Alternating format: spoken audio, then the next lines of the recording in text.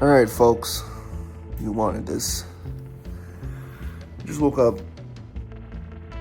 and yeah, didn't get much sleep last night. Good morning.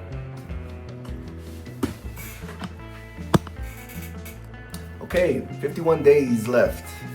Time is going really fast. So, right now, I finally figured out how to fix part of my story that was kind of giving me problems. My main character, I had for some reason pushed him off to the B story, and the B story I believe is usually relegated to kind of exploring the same themes of the story but from a different angle, so from a different perspective. And so the A story is usually how the protagonist deals with a problem. The B story is another way to deal with the same problem. It's also sometimes relegated to the love story. But yeah, the issue was that I had pushed the main character, to the B story, and he wasn't really doing anything. He wasn't really acting or having the initiative to respond to things. He was just kind of almost walking through rooms and experiencing events, and that's not action. You know what I mean? That's not a character actually doing something about his situation. He's just kind of like going through things. So it wasn't feeling right, and I kind of had to cut that off as soon as possible. So I was trying to fix it, and I found that instead of pushing him to the side, I just kept him with the group that he's already with, the group of characters, and I'm going to use the B story for something different. I'm not sure yet. So yeah, that kind of was resolved, and the pacing feels a lot better now because of it. I've also started to consider that my story might need a lot more, I don't know what the right term is, but I think it's like set pieces, or not set pieces, but like just mood building, establishing pieces, things that you can add to the story at the beginning of like sequences or scenes that kind of add to the mood. So like, for example, when you're establishing a shot, in order to build the world, you add props or something to kind of show off ideas and explore the aesthetics of the world, explore the kind of like untold narrative of what this place is about. And the good thing about those kind of scenes is you don't have to say anything. You don't have to talk about, props. You don't have to explain everything in your story, really.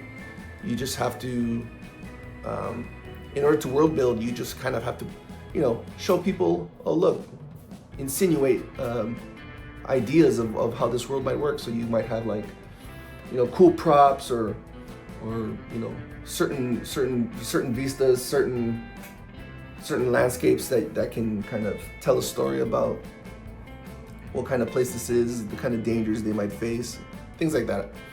So I'm going to be adding a lot more of those kind of ideas to the beginning of certain shots to kind of establish the world more. But yeah, other than that, I've been trying to find more time for this stuff, for this story. Like I said, there's not a lot of time left. I feel like time's going by really fast. 51 days is not a lot of time.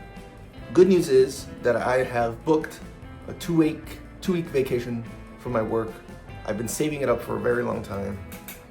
So I'm going to use it around the end of April in order to basically use it all so I can write as much as possible. Hopefully that's like the final stretch, and I'll have enough time to finish it with that kind of block of time that I carved out for myself.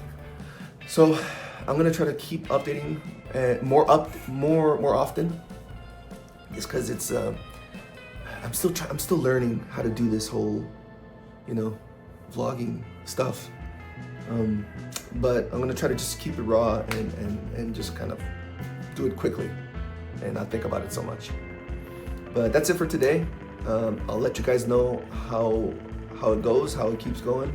I think in the next video, I'm going to maybe go over all this stuff that I'm talking about in terms of like the beats, like all the B story and setup and theme stated, all these kind of ideas, I mostly take from this book, Save the Cat.